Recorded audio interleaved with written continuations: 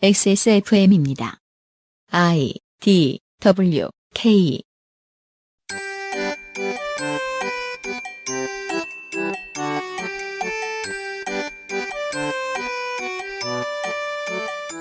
양산형 시사평론 민하문구 파일럿. 괜찮아. 6월에 시사이시 코너입니다. 파일럿이에요, 파일럿? 그니까 말이야. 아니, 핸드폰 안 쓰는데 들려요? 불안하게 왜 파일럿이라고 그래요? 음원을 잘못 들었어. 우리 3년 전에 처음 만날 때 틀었던 거예요. 아니, 파일럿 아니야. 불안하게 왜 그래? 잘못 들었어. 인수인계가 잘 안 돼서 그래. 국민의힘도 인수인계가 잘 안 될까봐 걱정이 많습니다. 대본을 오늘 상당히 짧게 써오셨는데, 네. 그래가지고 우리가 잡담을 길게 할 것 같아요. 오늘하고 내일은. 생각할 게 많아요. 과연 그럴까요? 네. 그런가요? 아닌가요? 몰라요, 잘. 네. 예. 사실 저는 지난주에, 헬머스 코너에서도 많이 이미 화를 내놨기 때문에, 소위 말하는 이준석 이펙트에 대해서 더 할 말이 없을 줄 알았는데, 시사아지 씨는 아주 다각도로 여러 가지 고민을 해왔습니다. 왜 화를 냈어요, 도대체? 아까 제가 방송 시작하기 전에도, 우리 코너 시작하기 전에도 얘기했는데, 이것을, 정용진 부회장의 소셜 실수 오너리스크 사건과도 비교할 수 있어요. 2018년만 해도 한국은 아주 어려운 다리를 건너왔다. 미국 너네 잘해봐라. 큰일 났다 이제. 라고 놀렸단 말이에요. 근데 저는 놀릴 때도 놀리고 싶지 않았어요. 왜냐면 역사는 돌고 도니까 우리라고 보리스 존슨이나 데이비 캐머런을 다시 만나지 말라는 법이 없고 오성모 이탈리아의 오성운동. 예. 그런 정당 득세하지 말라는 법이 없고 한국이 트럼피즘을 지금 원하는 것 같다. 그 코드가 읽힌다는 생각을 했었어요. 정용진 지금 편드는 사람 많아요. 일본인들 흔히 이지메 할 때 쓰는 그런 어휘도 있잖아요. 난 그런 의미가 아니었는데 이러면서. 정용진이 누구예요? 네. 회장님이죠, 회장님. 부회장님. 요즘에 이제는 드디어 한국 사람 이름이 생각이 안 나기 시작했어요. 네. 그래가지고 회장님 자꾸 인스타그램에 험한 거 쓰시는 분. 왜 그럴까? 네.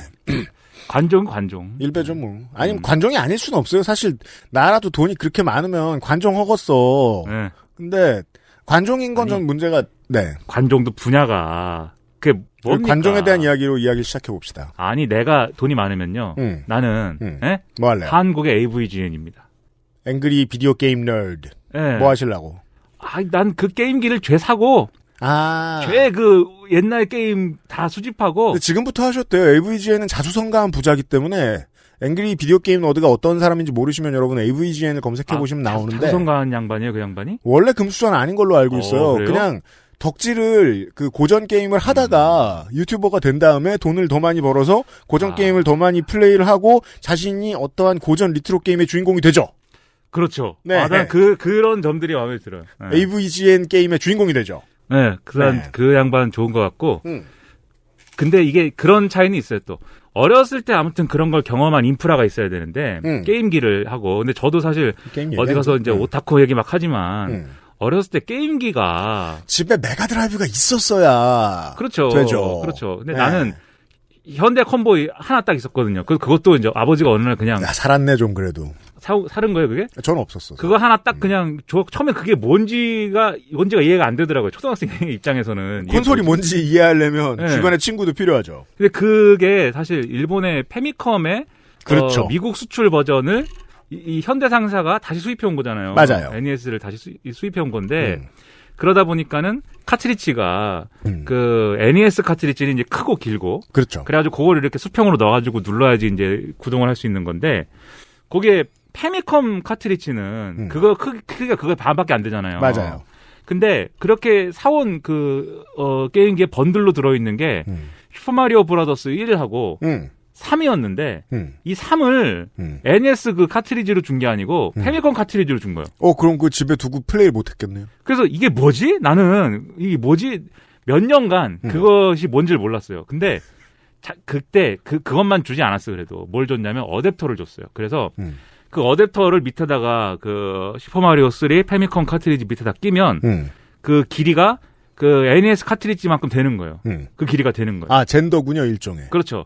그걸로 하면 되는 건데 그걸 모르고 있었어. 그래갖고 이걸 끼면 되겠다. 어느 날 깨달은 거지. 이걸 초등학교 한 3, 4학년 정도에 이거 이렇게 하면 되겠다. 근데 거기에 무슨 천으로 만든 끈 같은 게 달려 있더라고요. 그게 뭐예요? 뭘 이게 뭐지? 그래갖고 난 이게 무슨 이게 뭔가 그냥 필요 없는 거 그거 잘라버렸어요, 그거를. 근데 넣고 나서 깨달았죠. 이게 이 천을 땡겨가지고 빼라는 거구나. 그 게임기 속에서. 왜냐면 NES 카트리지는 뺄 수 있도록 손잡이 비슷하게 이렇게 홈이 파져 있는데. 그리하여 젠더를 집어넣고 영원히 나올 수 없게 됐군요. 근데 예. 어떻게 빼죠, 그걸 또. 네. 요령 피워서 잘 리퍼 빼죠. 같은 걸로. 네. 네. 근데 그거를 진짜 그런 새로운 카트리지 이런 것을 구하는 것도 쉽지 않아. 그 당시에는 게임샵에서 교환하거나 뭐 이렇게 하는 건데 그것도 사실 돈 내고 하는 거니까. 부자였다면 하나를 새로 샀겠죠. 그렇죠. 그래 나는 그것도 어쩌다 한 번씩 하는 거고 이 슈퍼마리오 3는 한동안 그래가지고 그 교환도 안 하고 이거는 거의 5, 6년 동안 그래서 지금도 제 생각에 제가 가장 잘할 수 있는 게임은 슈퍼마리오 3가 아닌가. 하지만 그 정영진처럼 부자면 장난감으로 KBO 구단을 사죠. 그래 샀더라고요 그거를. 그리하여 그 관심을 그리하여 관심을 채웁니다. 근데 그걸로도 부족하다.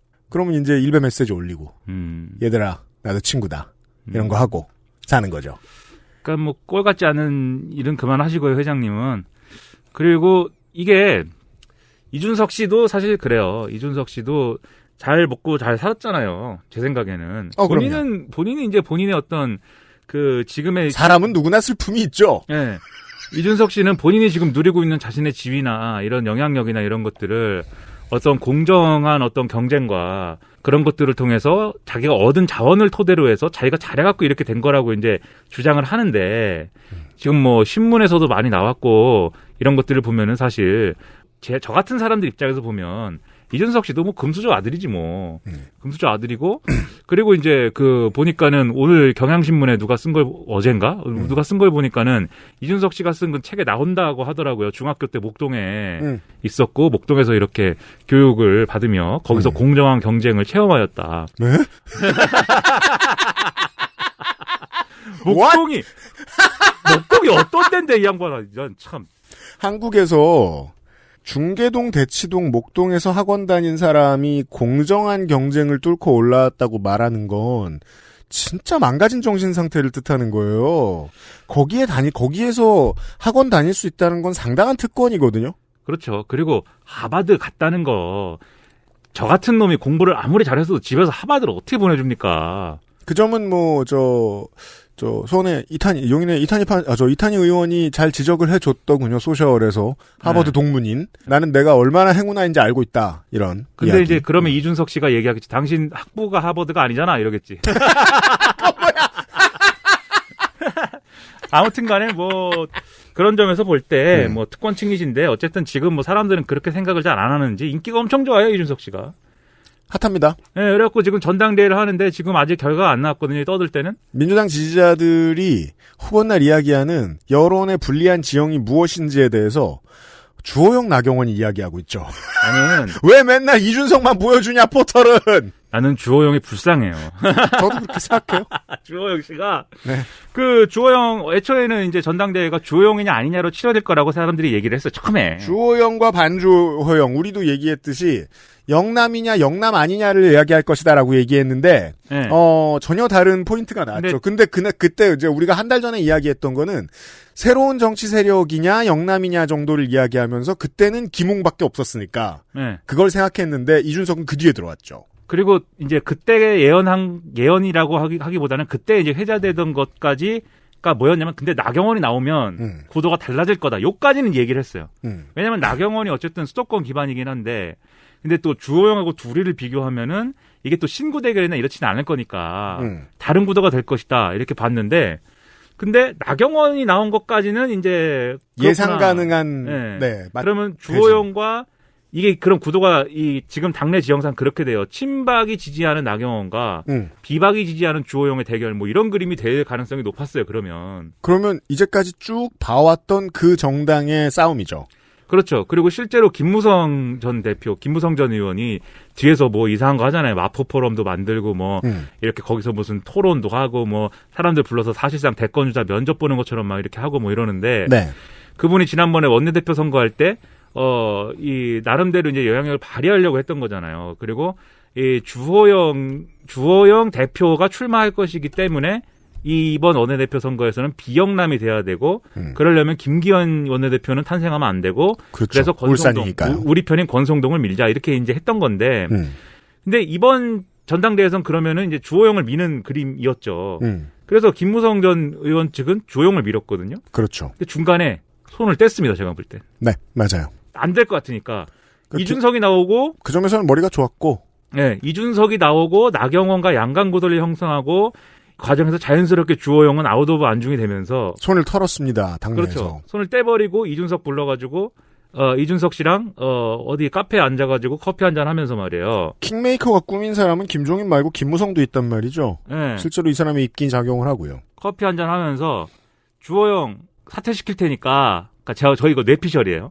주호영 사퇴시킬 테니까 소설을 쓰시는 겁니다. 네, 사퇴를 하려면 최소한 이준석을 막기 위해 중진 단일화 이런 그림은 못 만들지만 당신들 둘 다 뭐 좋은 대표가 될 것이기 때문에 내가 사퇴한다는 그림은 만들 수 있어야 되고 그러려면 이준석 당신이 계속 윤석열 그에 대해서 각세우고 이러면 안 된다.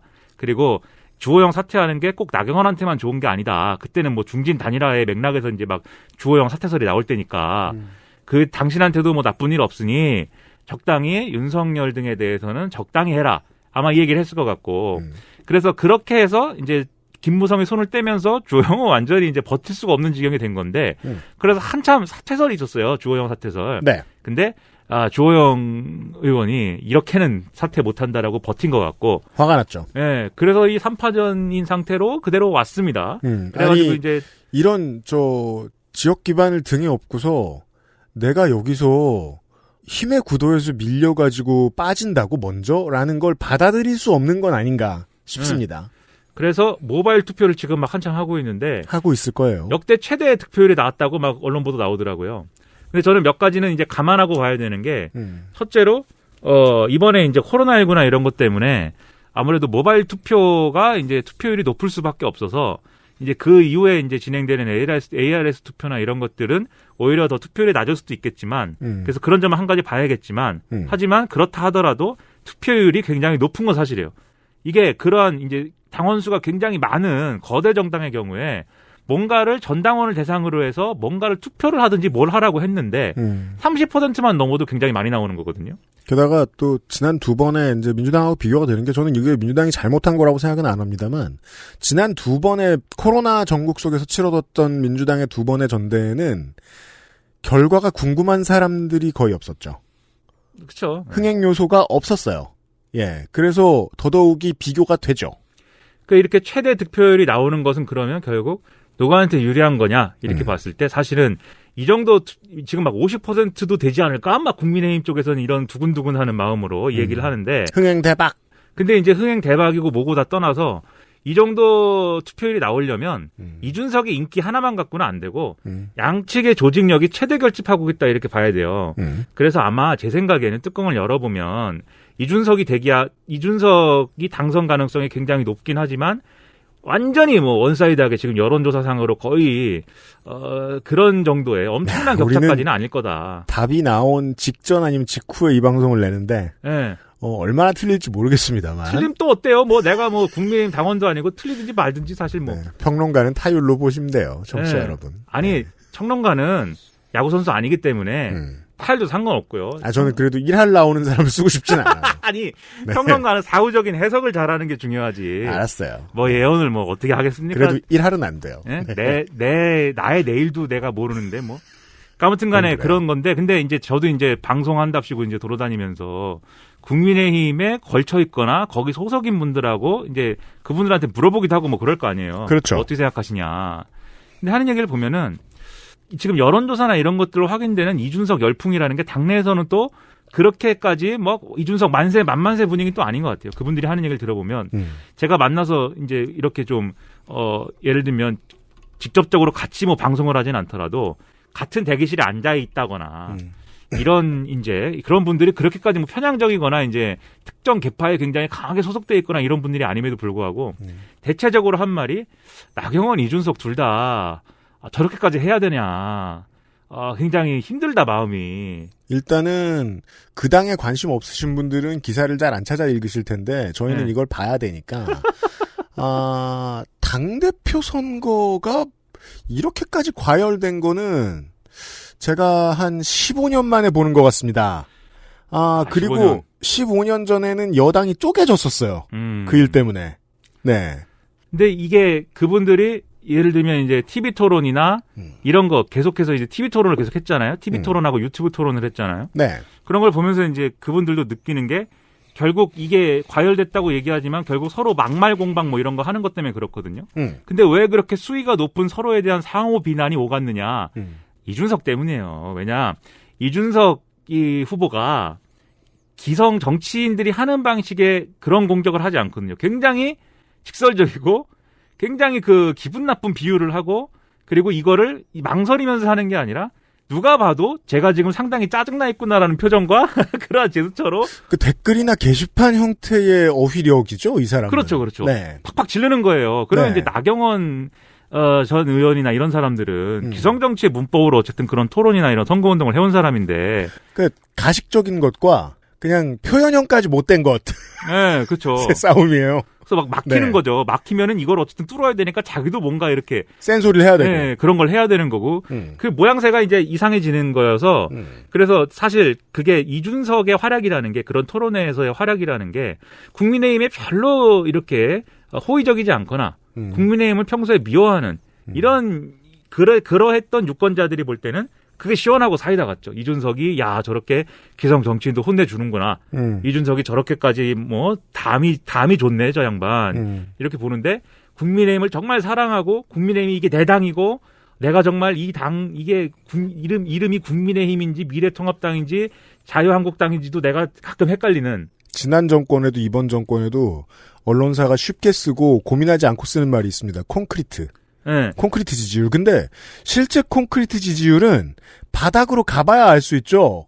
뭐 여론조사할 때 나오는 15%에서 20% 정도 야당의 바닥을 이뤄주는 사람들. 진짜 콘크리트. 네. 이 지지자들이 보았을 때는. 그러니까 이분들이 봤을 때는 이준석의 이러한 어떤 행동 양식이 아주 건방지다는 거예요. 그리고 비호감이라는 거예요. 그렇죠. 네, 그래서 이 TV 토론을 시작하고 나서 기층 당원들 사이에서 이준석 너무한 거 아니냐 이게 여론이 있었던 것 같아요. 그분들 하는 얘기를 들어보면. 근데 제가 볼 때 그럼에도 불구하고 왜 이준석이 그래도 이제 유력하다고 생각하냐면 그건 이제 처음에 첫 토론에서의 충격이에요. 그게 첫 TV 토론을 보고 저게 뭐야 이랬지만 몇 차례 계속 사람이 계속 똑같은 광경을 보다 보면 익숙해집니다. 익숙해지고 면역이 좀 생겨요. 왜냐하면 그러지 않았으려면은 토론장에서 쫓겨났어야 되는데 그 사람이 그러지 않았거든요. 그렇죠. 면역이 좀 생겼고 그다음에 이준석 후보가 그다음에 약간 자제한 부분들이 사실 없지 않아요. 자제를 했고 그 뒤에는 인터뷰마다 이런 얘기를 달고 다니더군요. 내가 실수하지 않으면 이변이 일어나지 않을 것 같다. 네, 뭐 그런 지금의 결과가 나올 것 같다. 그런 얘기도 하고, 네. 예를 들면은 각 이제 그 지역 연설에서 다른 후보들이 예를 들면 윤석열이 안 올 것이다 이준석이 되면 이준석은 그리고 유승민계이기 때문에 대선을 공정하게 관리하지 못할 것이다 이런 얘기 막 하고 있을 때 국민의당과의 통합에 방해가 될 것이다. 네, 이준석은 뭐 정책 얘기 같은 거 했거든요. 그런 측면 그리고 특히 이제 제가 볼 때 가장 이준석이 자기 장점을 가감없이 잘 드러냈다라고 보는 터닝 포인트는 대구였어요, 사실. 대구에서 그 탄핵을 얘기했잖아요. 그렇죠. 탄핵은 정당했다. 이걸 얘기하면서 그럼에도 불구하고 이렇게 간 거잖아요, 연설을. 네. 그게 제 생각에는 대구 사람들이 볼 때 저게 이준석이 그런 입장이라는 건 누구나 알고 있잖아요. 탄핵을 부정할 수 없다라는 입장이라는 것은. 네. 근데 거기에 대해서 예를 들면 여기 와서 사탕 발림하거나 수위 조절하지 않고 자기 얘기를 그대로 질렀고 그리고 거기에 대해서 기분 나쁘지 않은 방식으로 어쨌든 그 뒤에 붙이는 얘기들. 예를 들면 똑같은 그 이후에 어떤 박근혜 전 대통령에 대한 수사나 이런 것들은 가혹했다. 그리고 그러한 기준이 잘못됐다고 말하고 싶은 게 아니라 문재인 정권에도 똑같이 적용해야 된다. 이렇게 논리를 간 게. 그렇죠. 대구 사람들이 볼 때는 괜찮다라고 본 것 같아요. 그래서 보궐선거에서 승리로 이끌었던 이 김종인의 논리 구조하고도 비슷합니다. 박근혜를 버리는 것이 TK를 버리는 것은 아니다. 그렇죠. 박근혜를 영 지지하겠다면 그 사람들은 버리고 갈 수 있는데 그 사람들은 조원진이 흡수하면 그만이고 큰 덩어리가 아니다. 그렇죠. 그리고 네. 이제 이렇게 갔어요. 이런 정도의 의견을 가진 이준석을 TK가 용인할 수 있어야 네. 윤석열도 받아들일 수 있는 거 아니냐. 그러니까 사실은 이 얘기가 뭐 틀린 얘기 아니거든요. 그래서 이렇게 갔기 때문에 제 생각엔 이렇게 가는 것이 좀 긍정적인 영향을 준 것 같고 그래서 플러스 마이너스를 다 고려할 때는 어쨌든 이준석이 뭐 모든 사람의 열광적 지지를 끌어내지는 않았겠지만 네. 전략적으로 판단할 때 이준석은 그래도 뭐 여러모로 못 믿었지만 그렇다고 해서 나경원에 대해서 이제 열성적인 지지를 우리가 갖고 있는 것도 아니고 그럼요. 그러니까 이 기층 당원들 입장에서 그러면 이번에는 또 이준석이 떨어지면 세상 또 나쁜 일 한 것처럼 다들 얘기할 것 같기도 하고 그러니까 이준석 한번 밀어보자 이런 대세론이 형성된 것은 사실이기 때문에 뭘 해도 대안을 찾는 걸 좋아하는 장외 혹은 어떤 당의 충성도가 없는 전문가들이 또 본 적 없는 상품을 언박싱하는 걸 좋아하다 보니까 이준석 이야기를 많이 했기도 하고 이준석 이야기를 하면 클릭수가 보장이 되니까 정치 기사를 쓸 때 이준석을 전면에 올리는 기사들도 많았고 여러모로 시너지가 있었습니다. 그렇죠. 네, 언론과의. 그래서 이제 아무래도 이제 이준석 쏠림 현상은 있긴 있을 것이다 이렇게 생각이 되고요. 그리고 이제 다만 이제 계속 불안함은 있겠죠. 이제 이준석 대표가 탄생을 하더라도 그 이후에 이제 어떤 대선까지 가는 어떤 과정이라든가 이런 것에 있어서는 예. 사실 후보가 되기 전의 상태의 어떤 사람에 대한 평가하고 대표가 되기 전에 어떤 사람에 대한 평가하고 대표가 된 다음에 그 사람이 하는 거에 대한 평가는 또 완전히 다를 수 있는 거잖아요. 네. 그래서 이준석 대표가 탄생할 경우에 그러면 그 어떤 여파를 몰아서 국민의힘에서 어떤 국민의힘이 짱짱맨 잘 나갈 거냐 그건 또 다른 판단의 영역이기 때문에 네. 쉽지 않을 것 같습니다. 국민의힘의 앞으로의 미래는 저는 언론 일부와 이제 중도 혹은 진보라고 불리는 언론 일부와 여론 일부의 그 태도 전환이 있기 때문에 저는 한동안은 어드밴티지를 갖고 갈 수 있다라고 생각을 합니다. 그 이제 다음번 대선 후보 옹립이 다가오기 직전까지는 적어도 이준석에 대한 호의가 어떤 마중물이 될 수 있을 가능성은 높다라고 보는데. 그렇죠. 그리고 이제 여러 가지 이제 계산들이 맞물리는 지점이 뭐야? 윤석열인데 윤석열 입장에서는 냉정하게 얘기해서 이준석 대표 탄생보다는 이준석 젖잘싸가 제일 좋아요. 졌지만 잘 싸웠다. 그렇죠. 그래서 나경원한테 아슬아슬하게 지는 그림이 제일 좋아요. 그래서 국민의힘이 뭔가 변화하고는 있는데 대전제가 중요해요. 국민의힘이 계속 슬라이트하게 계속 실패하고 있어야 돼요. 아주 랜드슬라이드로 크게 지지 말고 사실 이번 보궐선거도 조금 졌으면 윤석열을 부르는 목소리는 더 커졌겠죠. 그렇죠. 네. 완전 지면 안 되고. 그래서 이준석이 아슬아슬하게 졌는데 어쨌든 이준석이 저 정도까지 한 것은 변화하고 있다는 뜻이다. 그래서 나도 그렇죠. 그 변화에 기대를 걸어볼 수 있겠지만 그 변화의 완성으로 윤석열이 들어가면 된다. 그렇죠. 내가 가서 이 현상을 끝내고 내 걸로 만드는 것이다. 윤석열이야. 뭐. 사실은 정확하게는 뭐 윤석열이라고 해야 된다는데 몰라요. 난 내가 그냥 익숙한 대로 할 거니까. 네네. 전 모르겠어요. 네. 윤석열이라고 해야 된대요. 윤석열, 오케이. 근데 난 윤석열로 할 겁니다. 네. 선동열입니까? 선동열입니까? 선동열은 선동제로죠. 왜죠? 방어율. 네. 그렇구나. 네, 선동열. 선동열이 10.0이면 이상하잖아요. 네. 그런 것까지 엮여있기 때문에, 당원들이라는 사람의 판단은 굉장히 복잡할 것 같습니다. 근데 어쨌든, 이런 상황을 만든 것은 결국 이준석 바람이라는 게, 지금까지 얘기한 건 이제 국민의힘 내부의 어떤 그런 구도나 이런 사정들을 기본으로 이제 말씀을 드린 거고, 이준석 바람이라는 게 사실은 실제 했거든요. 국민의힘 내외를 통틀어서. 없다고 말 못해요. 네.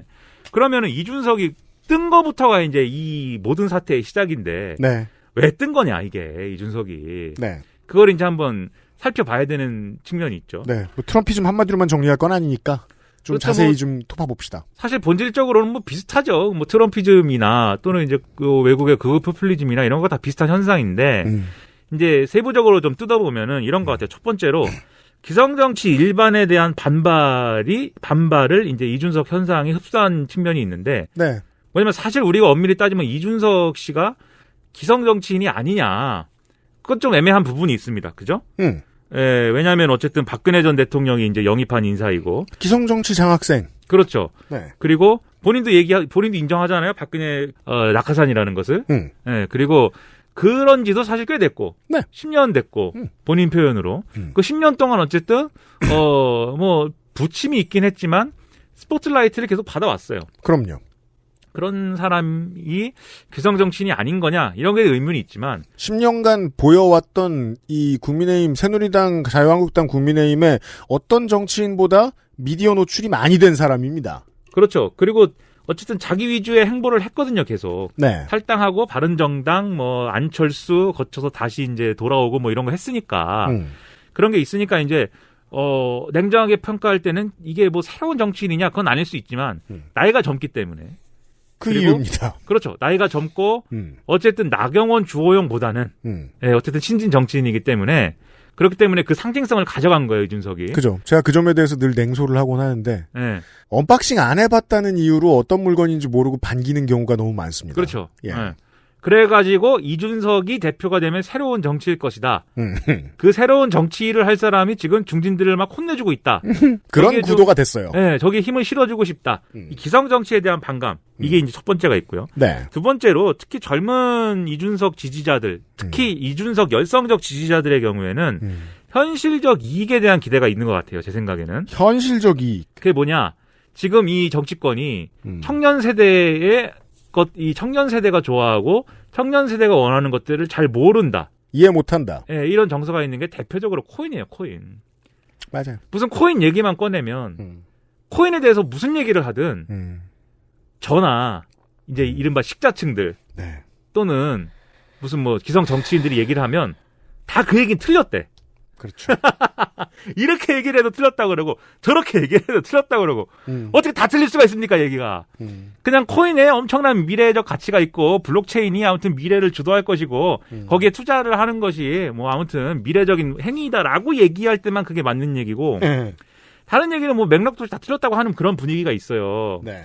근데 그게 뭐냐면은 코인 투자라는 것에 대해서 기성 체제가 적대적이고 그거 뭐 완전 도박판 아니냐. 그거 완전 뭐 사기꾼들이 만든 뭐 그런 어떤 또 하나의 놀이터 아니냐. 네. 이렇게 평가절하하는 흐름이 있는데 여기서 젊은 나는 거기에 투자를 열심히 해가지고 돈을 뭐 나름대로 많이 벌고 싶은 욕망이 있는 거잖아요. 네. 그래서 그런 것들이 기성 정치가 인정해줘야 된다고 생각을 하고 그걸 인정할 때야 코인 투자나 이런 것들이 좀 더 자유롭게 잘 될 수 있다고 생각하는데 그걸 이해를 못하는 사람들이 그런 구도를 만들어 주겠냐고요. 근데 이준석은 코인 투자 했대잖아요. 그렇게 얘기하죠. 근데 그 점에서 네. 확 당겨진 그러지 않아도 바른정당을 지지하고 싶어 했던 지지 세력이 있어요. 네. 제가 그래서 예전에 인터뷰할 때 국민의힘 정치인들 나오면 꼭 물어봤었어요. 바른정당으로 총선을 완주했으면 어땠을 것 같냐. 왜냐하면 실제로 지지하고 싶었던 사람들이 있다고 전 느꼈으니까. 네.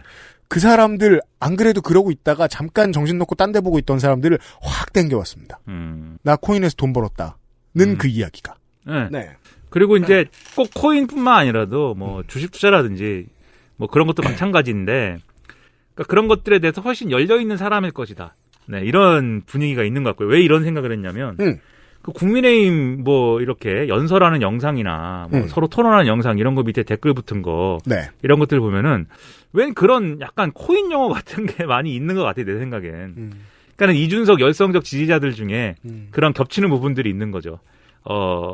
이런 좀 코인 투자가 그러니까 지금 계속 뭐 코인 그러니까 이준석 지지자들이 다 코인 투자자다 이 얘기가 아니라 그러한 이제 어떤 문화를 공유하는 상당수가 네. 네. 그런 문화적인 어떤 코드를 공유하는 그런 집단인 것 같다. 문화적 코드 공유라는 말이 정확합니다. 네. 예. 그런 측면이 있고 세 번째는 이제 달빛 가족이라는 드라마가 있었습니다. 그건 뭐죠? 1989년. 네. 89년이요? 네. 쌍팔년도 얘기를 또. 그렇죠. 6개월밖에 안 한 단명한 드라마입니다. 거기 보면 길용우 씨가 젊었을 때. 길용우요? 89년인데 길용우 씨가 젊었을 거 아니에요. 네. 그 맨날 특별한 직업 없이 그 한탕을 노리는 삼촌으로 나와요. 그때 이제 드라마는 못 떴지만 그 길용우 씨의 대사 중에 유명한 대사가 있었어요. 그놈의 둔보따리만. 저 서울 방언이죠. 아, 그래요? 네. 그러니까 그 일확천금을 노린다는 얘기입니다. 쉽게 말해. 항상 그걸 입에 달고 다니는 캐릭터였어요. X는 Y제곱 곡선으로 자본주의는 우상향하면서 발전한단 말이에요. 우상향? 노동자본은 1910년대나 2010년대나 똑같아요. 점점 더 힘을 잃어가요. 그렇게 구성돼 있어요. 그러다 보니까 사람들이 느끼는 체감의 정도 차이는 있을지 몰라도 노동자의 위기의식은 동일하거든요, 언제나. 그건 1980년대에도 2020년대에도 마찬가지예요. 나는 지금 이대로 있다간 도태된다라는 위기의식이 언제나 있어요. 그렇죠. 그리고 그게 지금 비트코인으로 표현이 되고 있고요. 내가 그걸 안다! 라는 말. 네. 네. 저 사람이 정치를 주도할 때 네. 새로운 기회가 열릴 것이다. 그리고 세 번째는? 세 번째, 진보에 대한 냉소가 있어요. 그렇죠. 왜냐하면 진보들이 뭐 세상 그 좋은 얘기를 막 한다 이거예요. 그래서 이 성소수자를 포함해서 이러한 뭐 젠더의 어떤 평등을 이루어야 되고 뭐 그다음에 딱 그 어려운 사람들을 위해서는 또 이렇게 좀 복지를 또 확충을 해야 되고 뭐 이런 거 있잖아요. 약자와 소수자를 내세우는 그 자체로 위협으로 느끼도록 구성돼 버렸죠. 언젠가부터. 근데 사람들 일반의 생각이. 네, 처음에는 이게 그런 뭐 좋은 얘기를 하겠다는 거구나 이렇게 생각했는데 그걸 이제 그러한 이제 정권이 되고 이 정권이 어쨌든 정권이 하는 일이 어떻게 100% 잘 될 수가 있겠습니까? 그러지 않겠죠. 근데 뭔가 잘 안 되는 것들의 어떤 귀인을 이게 그러한 명분을 이렇게 내세우면서 좋은 대의 명분을 내세우면서 뒤로는 자기들이 좋은 일만 하고 있는 거 아니냐, 사익 추구하고 있는 거 아니냐, 네. 이런 서사를 만들면서 이게 결국 이게 예를 들면 여성 할당제라든지 그다음에 어떤 정도의 어떤 이제 뭐가 있을까요? 어떤 복지제도라든지 약자를 위해서 무슨 지원금을 준다든지 보조금을 준다든지 이런 것들이 과거에는 어려운 사람 그리고 여러 가지로 손해를 보고 있는 사람을 도와주자라는 맥락으로 받아들여졌다면 이제는 어떤 특혜로 받아들이는 부분들이 생겼어요. 트럼피즘으로 건너가는 중요한 징검다리예요. 그렇죠. 특혜라는 거예요, 그게. 특혜다! 근데 제가 본 것 중에는 그런 얘기도 있어요. 예를 들면 벌금을 내는데 무슨 죄를 지면 벌금을 내는데 또 재산이 많은 이재명 지사가 한 얘기잖아요. 재산이 많은 이재명 지사만 한 얘기는 아니고 원래 있는 얘기인데 재산이 많은 사람은 더 많은 벌금을 내고 북유럽에 도입돼 있는 곳이 있죠. 그렇죠. 네. 재산이 없는 사람은 벌금 좀 조금 내고 그게 맞지 않냐. 이 재산을 10억씩 가진 사람이 5만 원 내는 거랑 벌금 5만 원 내는 거랑 재산이라는 게 없는 사람이 통장 잔고가 뭐 20만 원이나 되는 사람이 벌금 5만 원 내는 거랑 같을 수 없는 거 아니냐. 형벌의 무게라는 게. 이런 얘기를 하잖아요. 그거 저 같은 이제 사람은 뭐 당연한 거 아니야. 이 생각을 하죠. 네. 근데 거기에 대해서 반응하는 어떤 사람은 그런 얘기를 합니다. 아니, 돈 없는 사람이라고 해서 벌금 그렇게 봐줘도 되냐. 그렇죠. 봐준다는 거예요. 봐주는 걸로 보이죠. 네. 공평한 게 아니라. 그러니까 이런 세계관이 되니까 이게 모든 진보가 얘기하는 이 대의 명분이라는 게 거짓이라고 느끼는데 맞아요. 이준석이라는 캐릭터가 나와가지고는 시원하게 얘기를 해주는 거죠. 할당제 그거 말도 안 되는 것이고 그거는 오히려 특혜다. 부황 경쟁을 통해서 실력 있는 사람이 다 먹는 것이지 누구에게 그렇게 특혜를 줬어야 되겠느냐.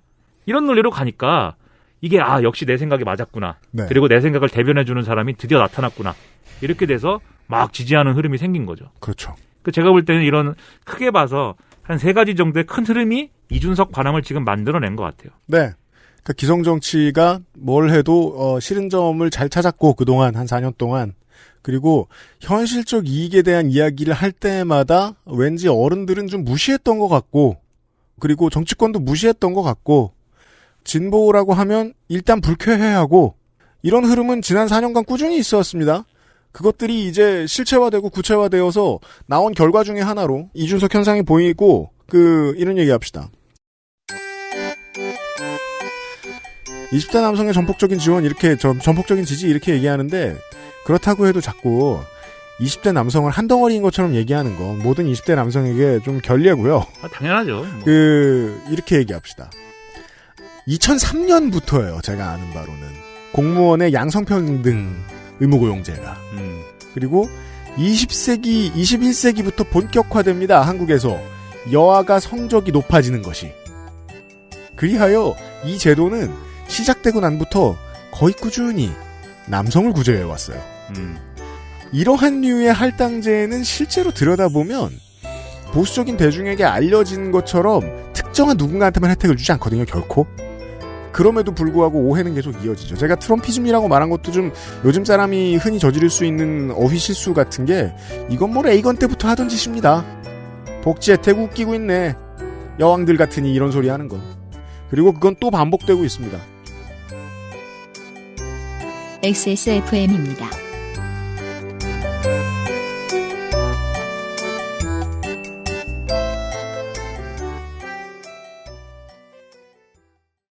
아플 때도 건강할 때도 건강을 생각한다면 두유는 원래 이 맛.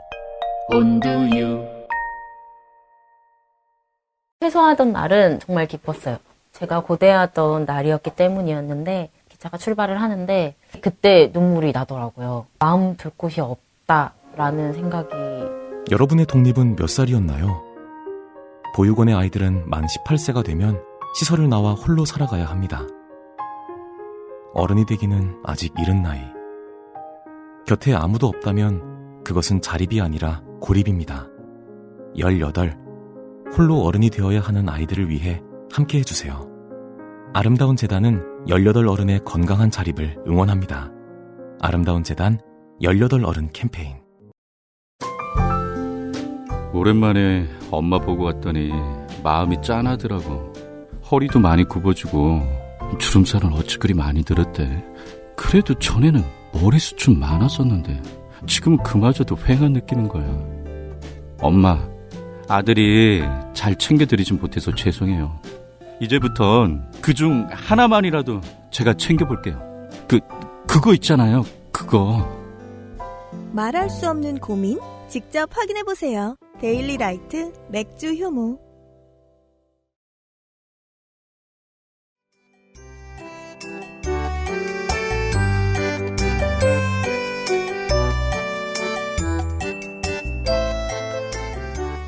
광고를 듣고 왔고요. 아, 그래요? 광고 듣고 왔어요? 광고 듣고 왔어요. 네, 시사 아저씨와 함께하고 있어요. 아까 쌍팔년도 얘기를 했는데 말이에요. 네. 이 XSFM. XSFM 왜요? 마스코트가 네. 81년을 상징하는 것 같아요. 생각에. 아니에요.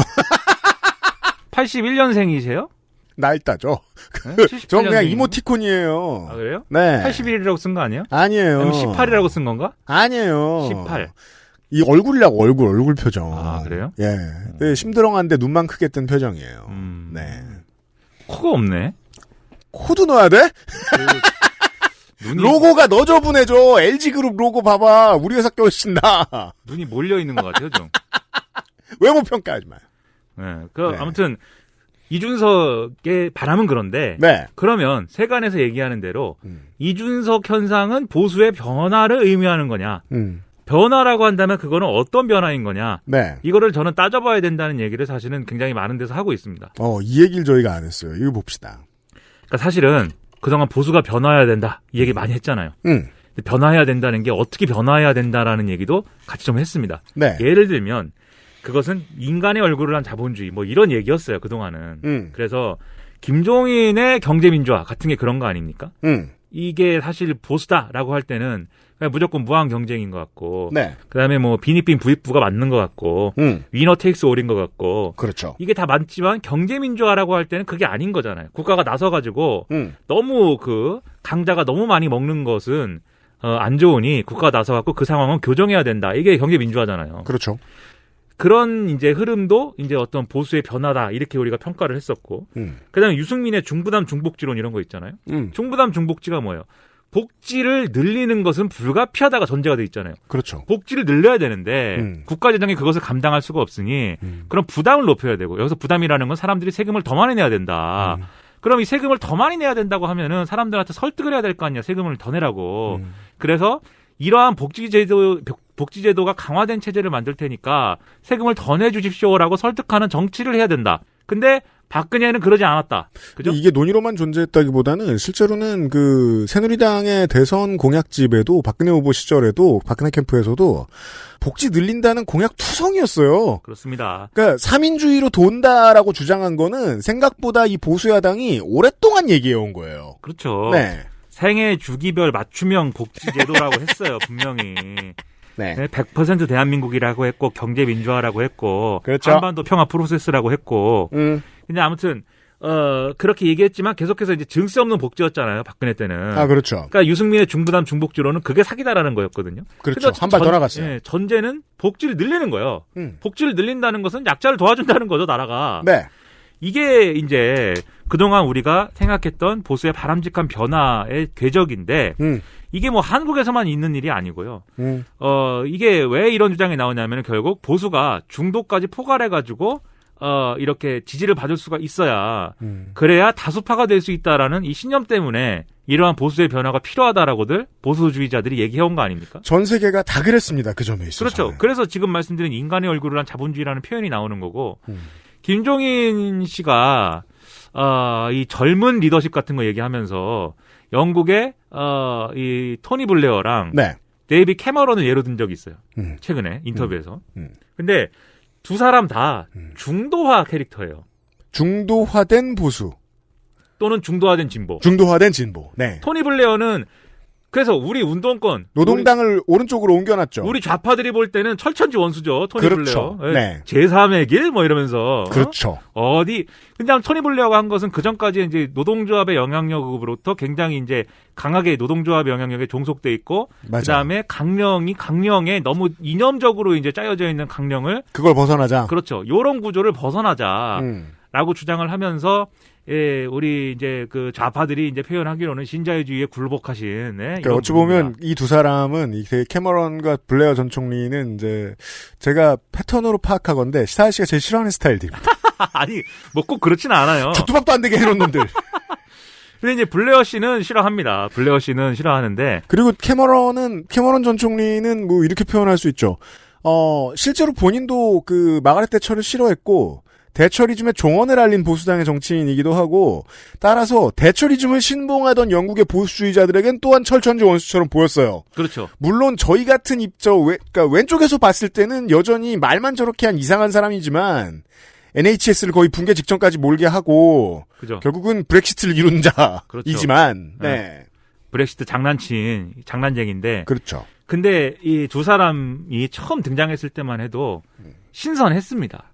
젊은 정치인이고. 젊어요. 네. 데이빗 캐머런은 의회정이 들어선 이후에 가장 젊은 총리였을 겁니다, 아마. 그렇죠. 네. 그리고 데이빗 캐머런은 심지어 토니 블레어는 원래 진보였던 거를 중도로 끌어오다 보니까는 상당히 이제 지금 말씀드린 대로 우파로 약간 기울어졌다고 말씀드렸는데 데이빗 캐머런은 원래 보수이던 거를 중도로 끌어왔기 때문에 이 보수 중에서는 상대적으로 진보였을 거잖아요. 빈부격차를 없애고야 말겠다. 뭐 네. 대처 망할 이러던 사람이에요. 그러니까 이 대처리즘으로부터 벗어나야 된다고 계속 주장했고 핵심적으로 이 사람이 했던 주장들을 보면은 지역구 후보 중에 한 반 정도는 여성으로 채워야 된다. 네. 이런 주장을 막 해요.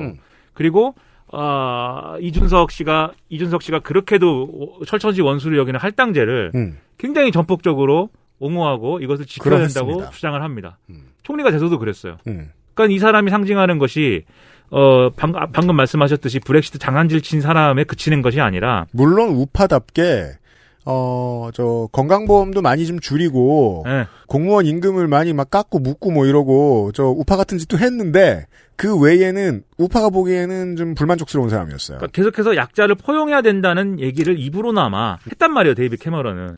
이런 것들이 보수의 중도화를 상징하는 이제 변화인 거고 앞서 말씀드린 유승민의 경우에도 할당제에 대해서는 긍정적입니다. 본인이 대선에서도 아까 말씀드린 30% 할당제, 네. 공공기관이랑 등등에 대해서 이거 꼭 지키겠다 이렇게 얘기를 했고 최근에 인터뷰한 걸 봐도 이준석의 할당제 폐지 주장에 대해서 그거는 잘못됐다라고 얘기를 해요. 그렇죠. 예. 비판적이에요. 예. 할당제라는 게 그럼 예를 들면 청년 할당제도 하지 말아야 되느냐, 할당제를 다 폐지하자는 것이냐, 뭐 할당제 일부를 뭐 손을 보자거나 이런 얘기를 할 수 있겠지만, 그렇죠. 할당제를 다 폐지하는 것은 이제 동의하기 어렵다.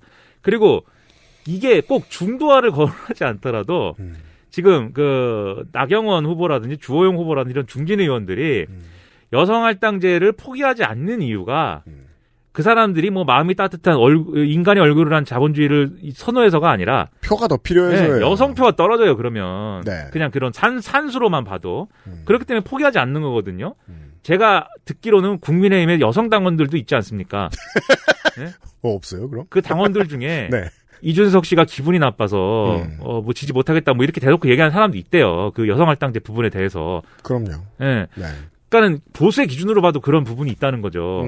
근데 아무튼 간에 그런 기준으로 보면 그러면 이준석 후보의 주장은 보수의 중도화인 거냐? 전혀 아니죠. 보수의 극단화이고 보수의 급진화입니다. 이 차이죠. 네. 그래서 캐머런과 블레어를 이야기해 주신 거예요. 네. 어떠한 이즘이 가운데로 가는 트렌드가 한동안 있었는데 그것에 기분 나빠하는 어떤 표심이 느껴진단 말이에요. 그러면 극단으로 가는 상품이 나옵니다. 그렇죠. 그것을 이준석이라고 보면 좋다. 그래서 이걸 보수의 변화라고 규정한다면 그 변화는 뭐냐면 퇴행으로 가는 겁니다. 네. 그것은 변화가 아니라 퇴행인 것이고 사실은 이 이데올로기는 결국 이준석의 이런 주장은 각자 도생과 승자 독식과 약육강식의 이데올로기로 이제 귀결이 되는 건데 사실 그냥 늙지 않은 군인이 아닌 네. 경험을 알 수 없는 그러니까 경력을 알 수 없는 보소나루. 전 그렇게 느껴져요. 그러니까 이러한 이제 세계관 자체는 또 이명박 때 한번 했거든요, 사실. 아하. 이준석이 이명박이다 이렇게 얘기할 건 아니지만 왜냐하면 이명박과 트럼프는 또 다른 것이기 때문에 예를 네, 들면 그렇죠. 하지만 이게 안 해본 보수의 해법이 아니다라는 점에서 물론 할당제 폐지는 안 해봤는지 모르지만 안 해본 해법은 아니다라는 점에서 그것으로 봐도 어떤 앞으로의 어떤 긍정적인 변화를 추동하는 에너지는 분명히 아니다라고 생각할 수밖에 없다는 거죠. 그렇습니다. 그리고 여기서 또 하나 볼 수 있는 게 그러면 그게 뭐냐. 이준석의 네. 이준석이 주장하는 그 이데올로기의 그럼 핵심을 추리면 뭐냐. 그래서 뭐 많은 사람들이 지적하듯이 그것이 이제 이른바 능력주의다라는 건데 능력주의라고 요즘에 유행어잖아요. 능력주의가. 그렇지 않아요? 뭐 많이 보지 않으셨어요? 능력주의? 좀 쓰긴 쓰는 것 같습니다. 네. 능력주의라는 게 영어로는 이제 메리토크라시인데. 메리토크래시. 네, 원래는 이제 보통 그래서 누군가 능력주의라는 말을 쓸 때는 괄호 열고 이제 메리토크래시라고 많이 이제 썼는데 요즘엔 거의 안 쓰죠. 그래가지고 그냥 뭐 능력을 우대하는 주의인가 보다. 사람들이 이렇게 생각하고 뭐 그거 좋은 거 아니야? 뭐 이렇게 많이들 생각하실 수가 있습니다. 그런데. 근데 이제 이게 좀 심층적으로 들어가면 이 능력주의라는 이 개념의 핵심이 뭐냐면 사람의 특성을 능력으로 일단 규정을 하는 거예요. 근데 능력이라는 건 시대와 시장의 분위기에 따라서 모두가 갖고 있는 것도 아니고 네. 정해져 있는 경우가 따로 있거든요. 그렇죠. 따라서 능력주의라는 이름은 종종 제가 알기론 거의 100% 모든 차별을 용인해야 합니다. 네. 네. 그러니까 예를 들면 지금 사람의 특성을 능력으로 규정한다, 능력으로 치환한다. 이게 뭐냐면 어떤 사람이 어떤 상황을 인내하고 있어요. 그럼 그 사람이 뭐 참고 있는 거잖아요. 쉽게 얘기하면. 그럼 저 사람은 참고 있다. 저 사람은 인내하고 있다. 이렇게 얘기하면 되잖아요. 네. 근데 우리가 쉽게 이렇게 평가하죠. 저 사람은 인내력이 있다. 이렇게 력자를 붙이는 것들 있잖아요. 이게 사람의 특성을 능력으로 규정하는 거거든요. 그래서 어떤 사람이 참고 있는 사람인데 그 사람은 참고 있는데 잘 참는구나 너. 네, 이런 규정에 대해서는 뭐가 되냐면 저 사람은 참는 능력이 뛰어난 사람이다. 이렇게 되는 거예요. 그리고 또는 이게 뭐 인내력도 있지만 일본의 경우에 막 여자력 이런 용어를 쓰더라고요. 여자력이 대단하군 이런 거. 어떤 사람이 여성스럽거나 이런 게 그래요? 이제 막 이렇게 그런 행동을 하면 그러니까 어떤 여성하고 맞짱을 떴는데 내가 졌다. 그냥 그 여성의 힘이 센 거 아니야? 그게 아니야? 그게 아니고 그게 무슨 소리야? 어떤 여성스러움이 이게 약간 뭐 여성 혐오적 개념인데 일본이 그 여성 혐오가 심각합니다. 아무튼 전 뭐 크리스 사이보그한테 하는 말인 줄 알았는데 그게 아니군요. 네, 여성스러움이라고 규정하는 그러한 특성들이 강하게 발현되는 것을 보고 거참 여자력이 강하다 이렇게 얘기를 하는 그러한 이제 문화가 있는데 그러한 력자 붙이는 거. 네. 그다음에 이제 우리가 삼국지에 보면은 네? 그 삼국지에 나오는 사람들이 다 제각기 장단점이 있을 것이고 다 그러한 장단점에도 불구하고 자기 역할을 다 했을 것인데 네. 우리가 삼국지 게임에서 그 우리가 사람들 문학이 나고 그 얘기를 했죠. 네. 왜 숫자로 기억나나? 그렇죠. 력으로 다 통솔력, 무력, 지력, 매력. 왜 92, 91, 95로 기억하나? 사람의 됨됨이가 있고 경험이 있고 유비의 매력은 99인가 100인가. 예, 메시지가 있을 텐데 왜 숫자로 기억나나? 네. 관우와 장비 중 누가 더 센가? 누가 더 셉니까? 고에이 삼국지 프랜차이즈는 메리토크라시의 장이죠. 예. 누가 더 셉니까? 누구랑 누구? 관우와 장비. 99인데 무슨 차이가 있어요? 그게 삼국지 칼주 쓴 사람이 이겨요. 그렇죠. 넘버링마다 다르긴 하지만 네. 이게 웃기죠. 둘 다 99죠. 네. 아니 근데 관우가 98이고 98일 때가 있죠. 장비가 99인 때가 있는데 네. 아이템을 갖춰 놓으면 똑같아. 그럼 이게 어떤 놈이 더 센 거야. 근데 이런 게 있는데 아무튼 간에 그런 것을 이제 능력을 규정하는 거예요. 능력으로 사람의 특성을. 네. 그다음에 이것으로 능력주의가 끝나는 게 아니라 이렇게 능력으로 규정을 했을 때 그 능력이 일정 기준 이상이면 거기에 대해서 자격을 부여하는 거예요. 그렇죠. 그래서 예를 들면 장군이 되려면 통솔력이 90을 넘어야 돼. 라고 하는 게 능력주의예요. 그러니까 자격을 부여하는 거고 그래서 이 자격을 받는 사람 입장에서는 자기에게 자격이 있다는 것을 계속 증명해야 되는 시스템의 능력주의예요. 뭐 영광스럽고 좋을 거예요. 그렇게 성공한 사람은. 그런데 이게 문제는 성공한 사람이 좋은 게 문제가 아니라 자격을 받은 사람이 어떤 클럽의 회원이 돼요. 그러면 그 클럽 밖이 차가운 곳이 됩니다. 그렇죠. 예. 능력을 갖추지 못한 사람은 자격을 획득하지 못하는 것이고 자격을 획득하지 못한 사람은 배제되는 거예요. 그렇죠. 통솔력이 90을 못 넘는 사람은 장군이 못 되는 거예요, 그냥. 그냥 그 업계에서는 신분제가 되는 거예요.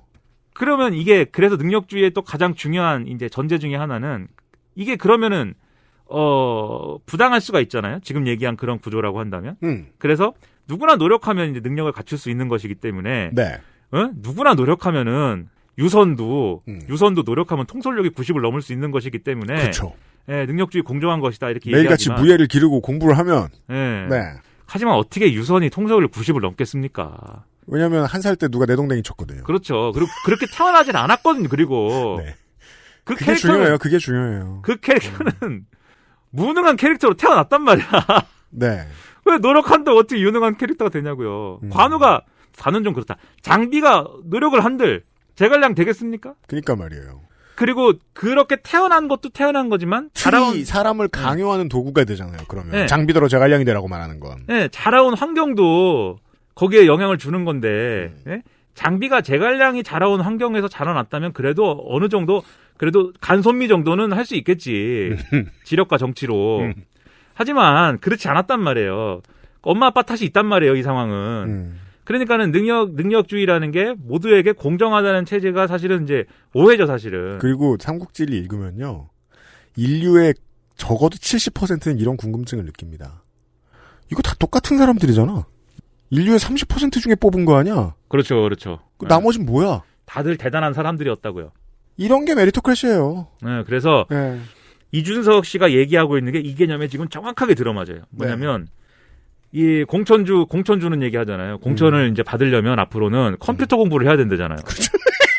컴퓨터 공부를 해갖고 엑셀도 뭐 할 줄 알아야 되고. 근데 나는 그 얘기는 맞죠. 사실 이제 뭐가 맞느냐? 아니 정치를 하려면 자료 해석도 잘할 줄 알아야 되고 실물 알아야 돼. 엑셀 정도는 해야지. 맞아. 그 얘기는 맞죠. 네. 근데 그걸 할 줄 알아야 공천을 줄 거야 하는 얘기가 달라 이거는. 그렇죠. 그걸 못하면 출마를 못하는 거예요 그 당에서는. 예를 들어 20년 전에 네. 참여정부에서 네. 저도 많이 참고한 보고서 잘 쓰는 법 문서를 돌렸습니다. 예. 그 책도 있어요 그거. 그거 꽤 도움됩니다. 네. 근데 보고서를 잘 쓰는 자격증을 받아야 공무원이 되게 시킨 게 아니잖아요. 그죠? 공무원으로 들어왔으니 혹은 공적 업무를 하게 됐으니 보고서 잘 쓰는 법을 참고하세요. 이런 가이드라인을 자격과 관계없이 모두에게 주는 거죠. 그렇죠. 실제로 사회는 그렇게 돌아갔습니다. 이제까지 여러모로. 그렇죠. 그래서 이준석 씨가 이걸 자격화한 걸 보면은 야 이렇게까지 교과서적인 능력주의의 그런 것을 보여주는 사례가 또 있나 싶을 정도인데. 네. 그리고 이제 할당제를 공격하는 것도 결국 그런 거예요.